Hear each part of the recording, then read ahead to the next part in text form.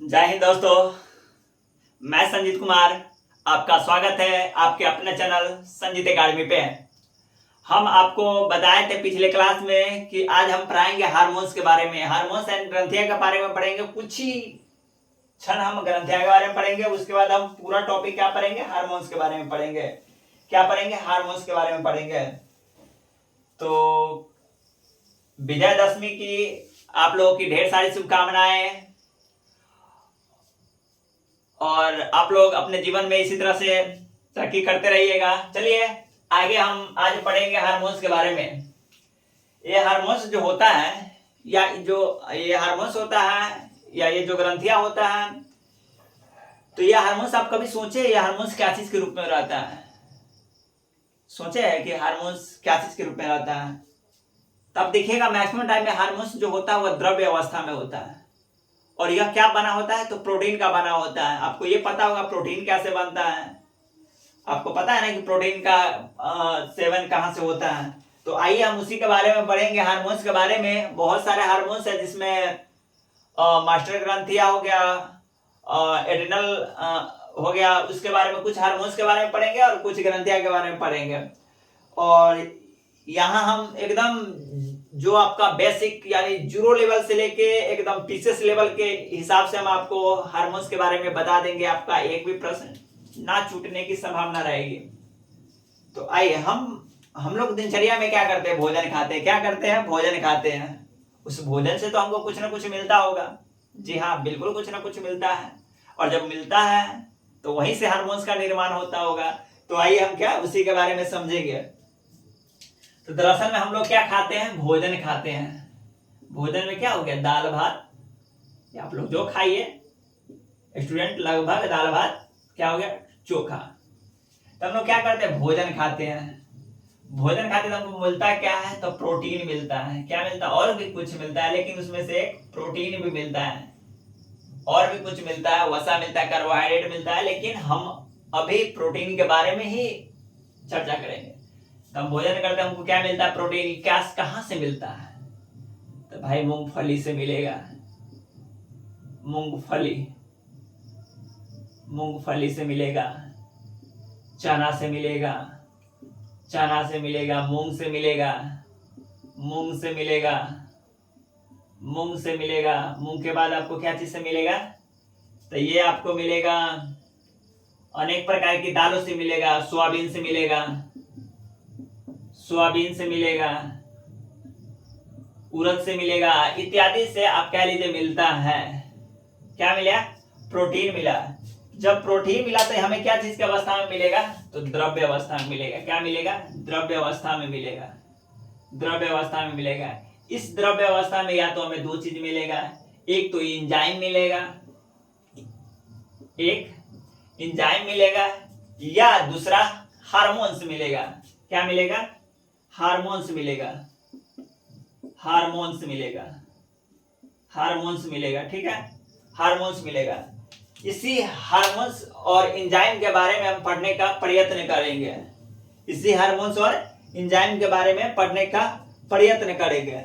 हमारे शरीर में होता है ना, मानव शरीर में अलग अलग ग्रंथियां पाई जाती है, और जो अलग अलग हार्मोन्स एंड एंजाइम को स्रावित करती है या बाहर निकालती है। तो नीचे लिखिएगा हमारे शरीर में, नीचे लिखिएगा मानव शरीर में, मानव शरीर में, शरीर में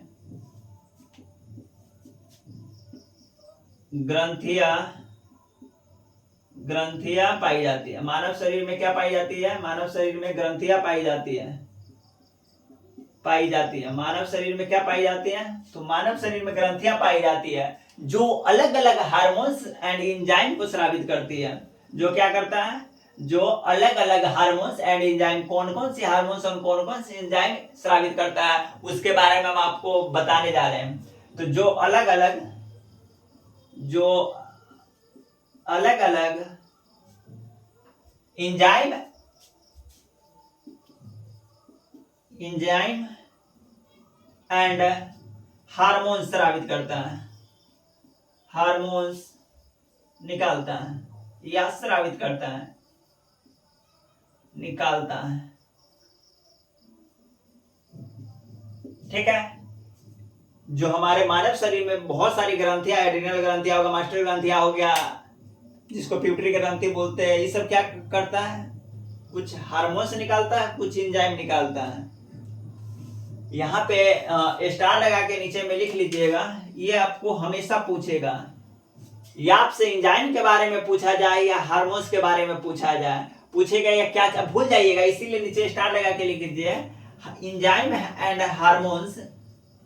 enzyme and hormones, hormones protein का बना होता है। क्या चीज का बना होता है? तो प्रोटीन का बना होता है, प्रोटीन का बना होता है, प्रोटीन का बना होता है। अब यहां तो देख लिए कि भोजन करते प्रोटीन मिलता है, प्रोटीन से ही द्रव, जो द्रव होता है वही क्या, एंजाइम और हार्मोन्स निकालता है। लेकिन आपको वहां पे याद नहीं रहेगा, इसलिए हम यहाँ पे स्टार लगा के लिखा दिए हैं कि एंजाइम एंड हार्मोन्स जो होता है वह प्रोटीन का बना होता है, प्रोटीन का बना होता है। इसके बाद लिखिएगा ग्रंथि। ग्रंथि जो होता है वह दो प्रकार का होता है। ग्रंथि जो होता है वह दो प्रकार का होता है। एक होता है एंजाइम, और सॉरी, एक होता है बहिस्रावी ग्रंथि और एक होता है अंतःस्रावी ग्रंथि।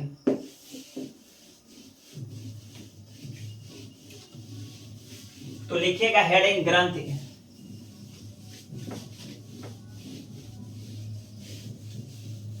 ग्रंथि लिखिएगा, क्या लिखिएगा? ग्रंथि के बारे में लिखिएगा।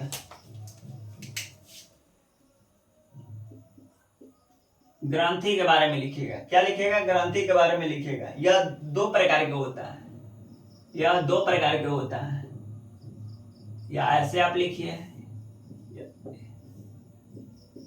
यह दो प्रकार का होता है, यह दो प्रकार का होता है।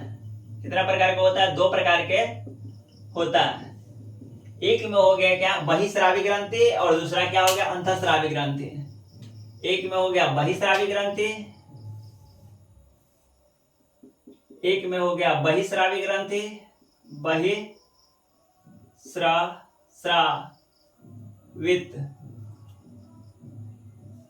एक क्या हो गया, बहिस्रावी ग्रंथि, बहिस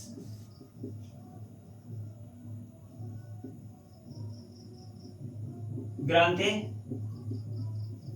और दूसरा हो गया क्या, अंतःस्रावी ग्रंथि। अंतःस्रावित,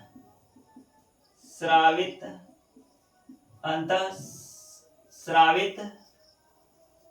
अंतःस्रावित ग्रंथि, अंतःस्रावी ग्रंथि हो गया। बहिस्रावी ग्रंथि में जनरली क्या होता है, तो देखिए बहिस्रावी ग्रंथि में हो गया क्या, बहिस्रावी ग्रंथि में हो गया, मान लीजिए पसीना जो मेरा निकलता है वह बहिस्रावी ग्रंथि में। आंसू हो गया क्या, बहिस्रावी ग्रंथि में हो गया। उत्सव, जैसे कि मान लीजिए किडनी जो काम करता है, जो डायलिसिस मतलब ब्लड साफ करने की प्रोसेस करता हुआ, क्या बहिस्रावी ग्रंथि में हो गया। दूध का निष्कासन बहिस्रावी ग्रंथि में हो गया, जो फीमेल से दूध का निष्कासन होता है क्या हो गया, बहिस्रावी ग्रंथि में हो गया। जठर रस जो पचाने के लिए जठर रस निकालता है वो भी बहिस्रावी ग्रंथि के अंतर हो गया। उसके बाद मुंह में से जो लाल ग्रंथि पाचने, स्टार्च को पाचन करने की क्रिया करता है, वो भी क्या हो गया, बहिस्रावी ग्रंथि हो गया। तो हेडिंग में लिखिएगा बहिस्रावी ग्रंथि, लिखिएगा बहिस्रावी ग्रंथि। हेडिंग लिखिएगा क्या, बहिस्रावी ग्रंथि। इसमें लिखिएगा यह एंजाइम को, यह लगभग एंजाइम को, यह लगभग एंजाइम को, यह लगभग एंजाइम को स्रावित करता है, यह लगभग एंजाइम को स्रावित करता है, स्रावित करता है, करता है। जैसे आंसू का स्रावन, जैसे क्या हो गया, आंसू, आंसू, आंसू ग्रंथि, आंसू ग्रंथि, श्वेत ग्रंथि, श्वेत ग्रंथि, श्वेत ग्रंथि, लार ग्रंथि, लार ग्रंथि, लार ग्रंथि, लार के बाद हो गया जठर रस, जठर ग्रंथि या जठर रस बोल लीजिए, जठर रस या जठर ग्रंथि। जठर ग्रंथि के बाद आप कह सकते हैं क्या, आंत ग्रंथि, जो छोटी आंत वाला होता है, आंत ग्रंथि, आंत ग्रंथि, आंत ग्रंथि। इसके बाद क्या हो गया, इसके बाद हो गया सभी पाचन क्रिया, इसके बाद क्या हो गया, सभी पाचन तंत्र इसी में आएगा। सभी पाचन तंत्र एंजाइम से ही होता है। क्या होगा, एंजाइम से ही होता है, से होता है। क्या होता है, सभी पाचन तंत्र एंजाइम से होता है। लगभग सभी एंजाइम स्रावित, यह लगभग एंजाइम को स्रावित करता है, जिसमें आंसू ग्रंथि हो गया, श्वेत ग्रंथि हो गया, लार हो गया, जठररस हो गया, आंत्र ग्रंथि हो गया, जो लगभग सभी पाचन एंजाइम होता है। और अंतःस्रावी ग्रंथि क्या हो गया, तो अंतःस्रावी ग्रंथि हो गया, यह हार्मोन्स को स्रावित करता है। क्या करता है, तो यह हार्मोन्स को स्रावित करता है। आइए लिखेंगे टॉपिक क्या, अंतःस्रावी ग्रंथि। यहां पे लिखिए, जब तक उसको आप लिखिए अंतःस्रावी, अंतःस्रावित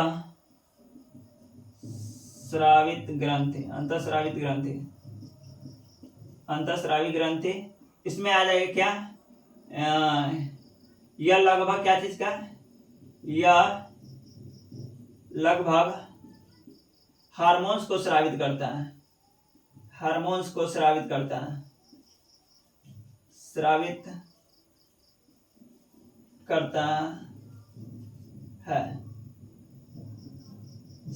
करता है, यह लगभग हार्मोन्स को स्रावित करता है। ठीक है, अब अंतःस्रावी ग्रंथि के बारे में पढ़िएगा। अंतःस्रावी ग्रंथि के बारे में पढ़ेंगे। आइए,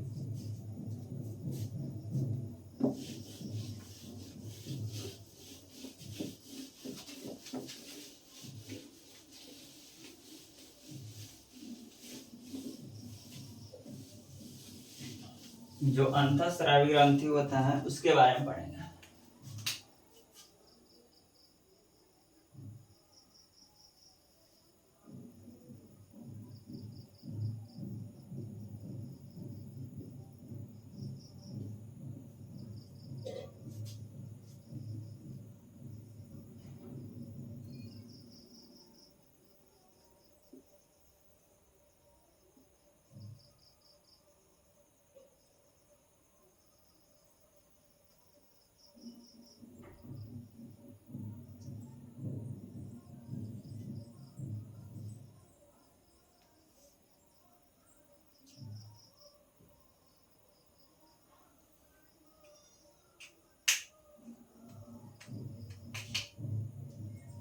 यहाँ पे ब्रेन में दो, एक पिनियल ग्रंथि होता है और एक होता है क्या, प्यूटरी ग्रंथि, जिसको मास्टर ग्रंथि बोलते हैं। क्या बोलते हैं, मास्टर ग्रंथि या प्यूटरी ग्रंथि बोलेंगे। यहाँ पे क्या होगा, थायराइड होगा। क्या होगा, थायराइड होगा, थायराइड। और उसके बाद यहाँ पे क्या होगा, थैलेमस होगा। क्या होगा यहाँ पे, थैलेमस। क्या होगा, थाइमस ग्रंथि होगा, सॉरी थाइमस ग्रंथि होगा। क्या होगा, थाइमस ग्रंथि होगा, थाइमस ग्रंथि होगा। उसके जस्ट नीचे क्या हो जाएगा, एड्रेनिल, एड्रेनिल ग्रंथि हो जाएगा। अब उसके बाद यहाँ पे क्या होगा,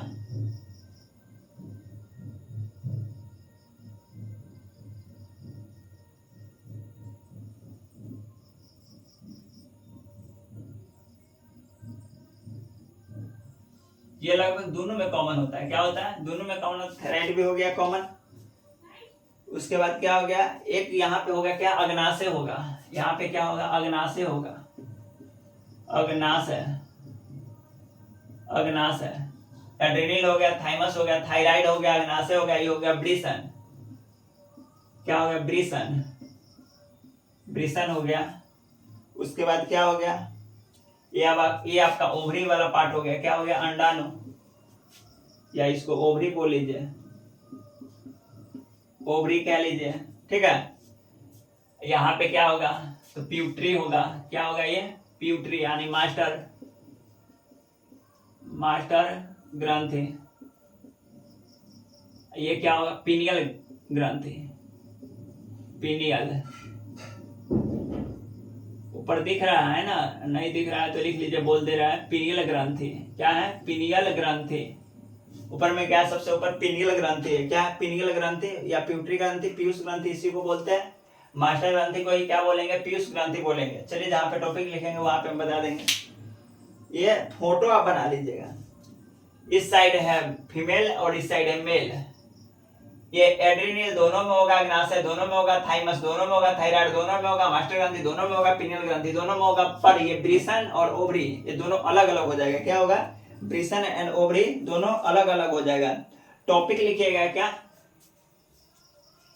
आप एक चीज हम आपको बताते हैं, ब्रेन जो होता है ना, ब्रेन में एगो स्फेनाइड नामक हड्डी होता है, उसके पास में क्या होता है, स्फेनाइड नामक हड्डी होता है, उसके पास में बहुत छोटा सा प्यूटरी ग्रंथि होता है। क्या होता है, बहुत छोटा सा प्यूटरी ग्रंथि होता है। उस प्यूटरी ग्रंथि क्या करता है, तो टोटल ग्रंथि को कंट्रोल करता है अपने से। क्या करता है वह, टोटल ग्रंथि को कंट्रोल करता है। कौन, जो प्यूटरी ग्रंथि अर्थात मास्टर ग्रंथि, इसी को क्या बोलेंगे, पीयूष ग्रंथि।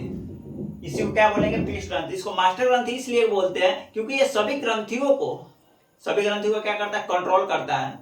लेकिन इसको भी कोई कंट्रोल करता है, मास्टर ग्रंथि को भी कंट्रोल करता है। कौन कंट्रोल करता है, आपको लगेगा पिनियल नहीं करता। पिनियल किसी के कंट्रोल में नहीं रहता, वो अपने आप अनकंट्रोलेबल रहता है। वो कहता है अपने से चलेंगे, हम किसी के कंट्रोल में नहीं रहेंगे। मास्टर ग्रंथि को कंट्रोल करता है हाइपोथैलेमस। कौन करता है, हाइपोथैलेमस।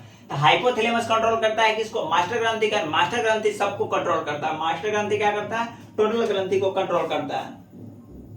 तो आइए इसके बाद क्या पढ़ेंगे, प्यूटरी ग्रंथि के बारे में हम पढ़ेंगे। क्या पढ़ेंगे, प्यूटरी ग्रंथि के बारे में पढ़ेंगे। इस फोटो को बना लीजिएगा, उसके बाद लिखिएगा मास्टर ग्रंथि या प्यूटरी ग्रंथि या पीयूष ग्रंथि लिखिएगा। चलिए फोटो को बना लिया होगा, नहीं बनाया होगा तो वीडियो रोक कर बना लीजिएगा।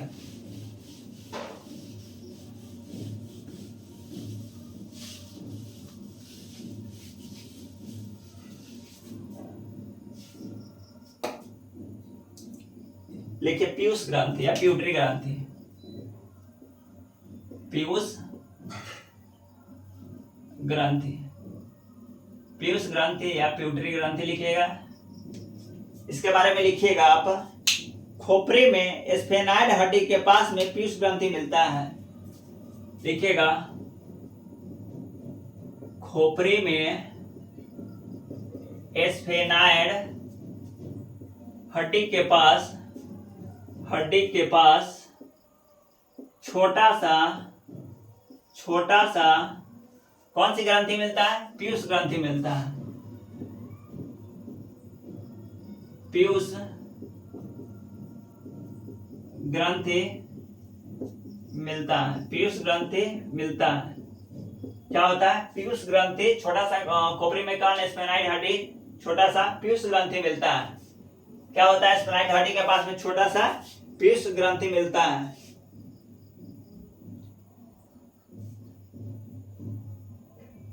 इसके बारे में लिखिएगा, यह अंतःस्रावी ग्रंथि, पीयूष ग्रंथि के बारे में लिखिएगा, यह अंतःस्रावी ग्रंथि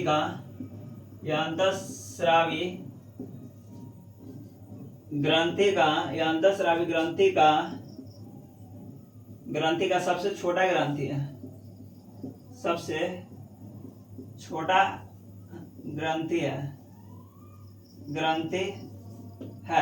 सबसे छोटा ग्रंथि है। इसके बाद लिखिएगा नेक्स्ट पॉइंट लिखिएगा कि यह क्या करता है, सभी ग्रंथि को कंट्रोल करता है। यह अन्य सभी ग्रंथियों को, यह अन्य सभी ग्रंथि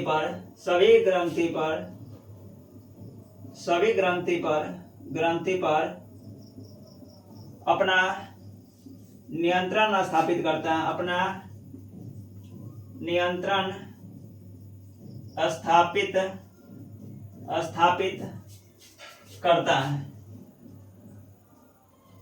ये अपना नियंत्रण स्थापित करता है, इसीलिए इसे मास्टर ग्रंथि कहते हैं। इसीलिए इसे मास्टर ग्रंथि कहते हैं, मास्टर ग्रंथि कहते हैं, मास्टर ग्रंथि कहते हैं। क्या कहेंगे, इसीलिए इसे मास्टर ग्रंथि कहेंगे। इसको आप लिखिए। इसके बाद एक नोट लिखिएगा,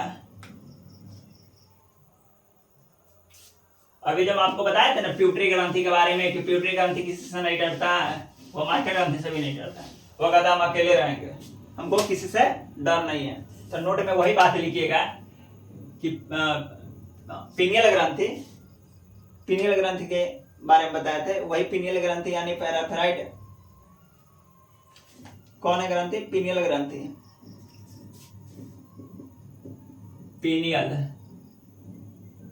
पीनियल ग्रंथि किसी के अंडर काम नहीं करता है, किसी ग्रंथि के अंदर या किसी ग्रंथि से नहीं डरता है, नहीं डरता है, किसी ग्रंथि से नहीं डरता है। क्या बोलेंगे? किसी ग्रंथि से नहीं डरता है, यह स्वतंत्र रहता है, यह स्वतंत्र रहता है, स्वतंत्र रहता है। यहाँ तक कि मास्टर से स्वतंत्र रहता है, यहाँ तक कि मास्टर से भी नहीं डरता है। तो नोट में यहाँ पे लिख लीजिएगा, नोट में लिखिएगा, ठीक है। इसके बाद लिखिएगा क्या? ब्रेन का हाइपोथैलेमस, एक और नोट लिखिएगा। ब्रेन का हाइपोथैलेमस पिट्यूटरी ग्रंथि को कंट्रोल करता है, जबकि पिट्यूटरी ग्रंथि अन्य सभी ग्रंथि को कंट्रोल करता है।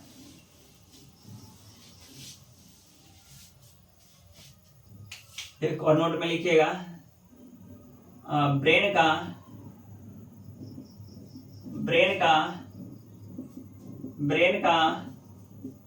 हाइपोथैलेमस, ब्रेन का हाइपोथैलेमस पीयूष ग्रंथि को नियंत्रण करता है, नियंत्रण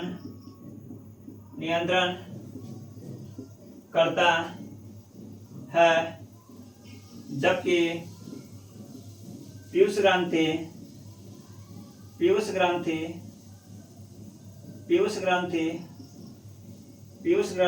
अन्य सभी ग्रंथि को, पीयूष ग्रंथि अन्य सभी ग्रंथि को नियंत्रित करता है, ठीक है। सेकेंड नंबर नोट हो गया, ठीक है। इसके बाद एक और बात आप जानिएगा, जो एक और नोट लिखिएगा, थर्ड नंबर नोट, कि पीयूष ग्रंथि से जो हार्मोन्स निकलता है वह वृद्धि एवं विकास के लिए उत्तरदायित्व है। क्या है? वृद्धि एवं विकास के लिए उत्तरदायित्व है। तो एक और नोट लिखिएगा कि पीयूष ग्रंथि से निकलने वाला हार्मोन, पीयूष ग्रंथि से निकलने वाला हार्मोन, थर्ड नंबर में लिखिएगा,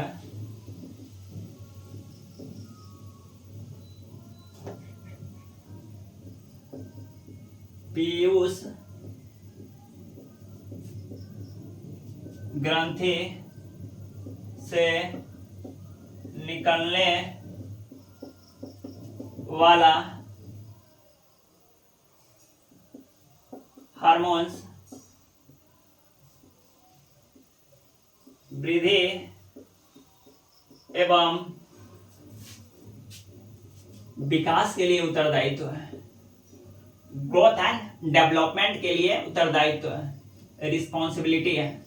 ग्रोथ एवं विकास एवं वृद्धि एवं विकास के लिए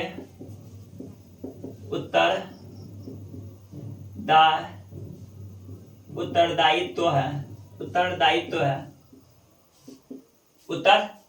है। इसके बाद एक चीज और आपको हम बता रहे हैं कि महिलाओं में होता है ना, पुरुषों की अपेक्षा अधिक हार्मोन्स का स्रावित होता है। तो नोट बना के एक और फोर्थ नंबर नोट लिख दीजिएगा कि महिलाओं में पुरुषों की तुलना में अधिक हार्मोन स्रावित होता है। महिलाओं में पुरुषों के तुलना में अधिक हार्मोन्स का स्रावित होता है। तो फोर्थ नंबर नोट लिखिएगा,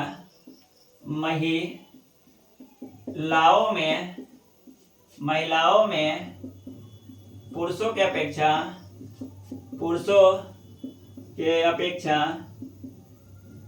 पुरुषों की अपेक्षा अधिक हार्मोन्स स्रावित होता है। स्रावित तभी होगा ना जब उसके पास ज्यादा हार्मोन होगा। अगर मान लीजिए मेरे पास ज्यादा हार्मोन होगा तभी ना हम ज्यादा हार्मोन्स को स्रावित करेंगे। तो वही होगा क्या, महिलाओं में पुरुषों की अपेक्षा अधिक हार्मोन स्रावित होता है, या कह लीजिए अधिक हार्मोन्स भी होता है।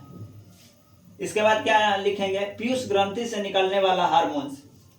पीयूष ग्रंथि से निकलने वाला हार्मोन्स लिखिए, पीयूष ग्रंथि से निकलने वाला हार्मोन्स।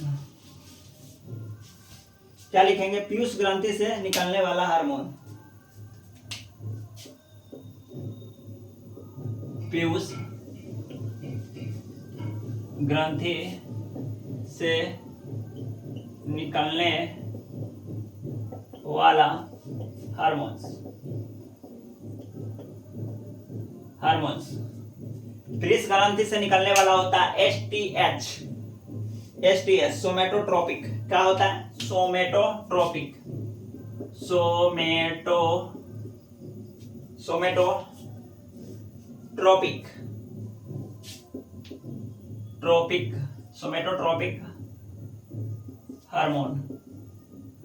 सोमेटोट्रोपिक हार्मोन्स। इसमें क्या होता है, इसमें देखिएगा जिसका चेहरा लंबा लंबा हो, शरीर बहुत लंबा हो, चेहरा एकदम लंबा हो, उसका आवाज सही से आ नहीं रहा हो, उस कंडीशन में क्या होता है, सोमेटोट्रोपिक होता है। कब, जब अधिकता हो जाए, सोमेटोट्रोपिक की अधिकता हो जाए। क्या हो जाए, सोमेटोट्रोपिक के अधिकता हो जाए। अगर मान लीजिए यह कम हो जाता है, जिसमें कम हो जाता है उसमें क्या होता है, वह बौनापन हो जाता है। क्या होता है, जिसमें सोमेटोट्रोपिक हार्मोन्स की कमी हो जाती है, सोमेटोट्रोपिक हार्मोन्स की कमी हो जाती है। अगर उसमें कमी हो गया तो क्या हो गया, बौनापन हो गया। क्या हो गया, बौनापन हो गया। जिसमें ज्यादा हो गया, क्या, उसका शरीर बड़ा हो गया। शरीर क्या हो जाएगा, बड़ा हो जाएगा। शरीर एकदम किधर और फुला हुआ है, कुछ और है, आवाज सही से नहीं आएगा, हाथ कहीं और फुला हुआ है। अगर मान लीजिए यह वयस्क में, मतलब युवा अवस्था में कह लीजिए, या फिर एडल्ट पर्सन में अगर मान लीजिए यह हो गया है सोमेटोट्रोपिक, तो उसमें क्या होता है, साइडस नामक रोग हो जाता है। कौन सा रोग हो जाता है, साइमंड नामक रोग हो जाता है। कौन सी रोग होता है, साइमंड नामक रोग हो जाता है। तो लिखिए सोमेटोट्रोपिक, या इसी को बोलते हैं STH। क्या बोलेंगे इसको,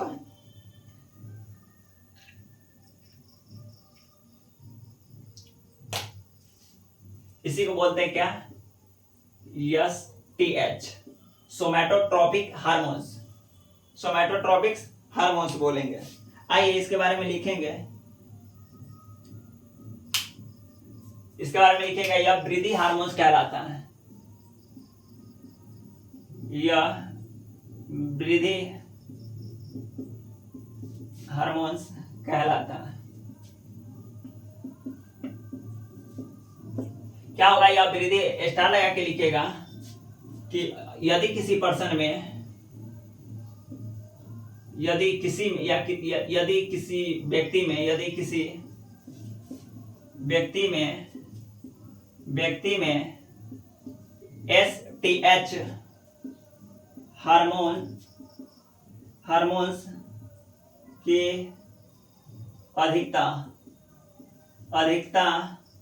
हो जाए तो कौन सा रोग, भीम काप्य रोग बोलते हैं। भीम काप्य रोग मतलब चेहरा का क्या बड़ा बड़ा दिखना होता है, आवाजों का फ्रेश नहीं आना। अधिकता होने से भीम काप्य नामक रोग हो जाता है।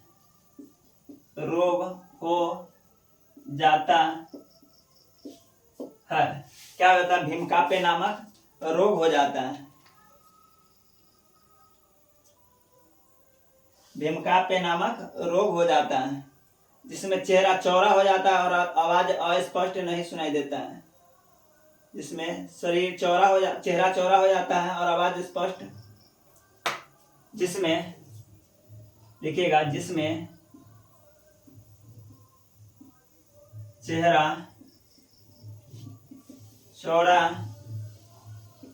हो जाता है, जिसमें क्या होगा, चेहरा का चौड़ा हो जाना है, हाथों का फूल जाना, हाथों का फूल जाना, फूल जाना, फूल जाना एवं आवाज में अस्पष्टता, एवं आवाज में अस्पष्टता, अस्पष्टता, अस्पष्टता, क्या लिखेंगे? अस्पष्टता होता है। ठीक है, इसकी कमी से क्या होगा? तो इसकी कमी से बौनापन हो जाता है, बौनापन हो जाता है। क्या होगा? बौनापन हो जाएगा। इसकी कमी से क्या होगा? बौनापन हो जाएगा। आइए ऊपर में लिखते हैं एक और स्टार में, ये आपका पीसीएस लेवल तक पूछेगा। ये आपका रेलवे एनटीपीसी का जो ग्रेजुएशन लेवल एग्जाम होगा उसमें भी पूछ सकता है। इसकी कमी से लिखिएगा, इसकी कमी से मतलब एसटीएस की कमी से इसकी कमी से क्या होता है? बौनापन रोग हो जाता है, बौनापन रोग हो जाता है, या बौनापन हो जाता है, या बौनापन रोग हो जाता है।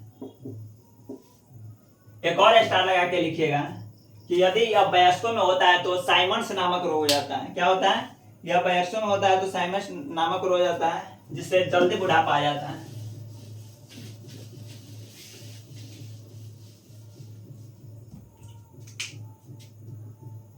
यह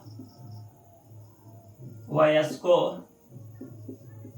में होता है तो साइमंड नामक रोग हो जाता है, साइमंड नामक रोग हो जाता है, जिससे जल्दी बुढ़ापा आ जाता है, जल्दी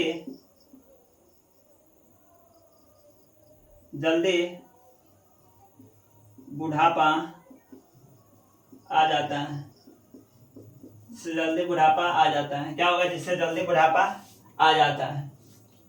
ठीक है, आज के लिए इतना ही। फिर नेक्स्ट पढ़ेंगे हम आपको जो दूध में हार्मोन्स होता है, लैक्टोजेनिक हार्मोन जो होता है उसके बारे में पढ़ेंगे। आज के लिए इतना ही, फिर मिलते हैं आपसे कल नेक्स्ट वीडियो में। हम आपको विश्वास दिलाना चाहते हैं कि हार्मोन्स यदि आप एक बार पढ़ लीजिएगा तो आपको फिर कहीं से नहीं पढ़ना होगा और नहीं किसी भी लेवल का नहीं छूटेगा। हम 80 से 90% की गारंटी लेते हैं कि आपको 90-95% प्रश्न आपसे नहीं छूटेगा। चाहे आप रेलवे का PYQ लगा लीजिए या कोई पीसीएस का PYQ लगा लीजिए, आपसे नहीं छूटेगा। चलिए आज के लिए इतना ही, फिर मिलते हैं आपसे कल नेक्स्ट वीडियो में। आज के लिए इतना ही। जय हिंद, जय भारत।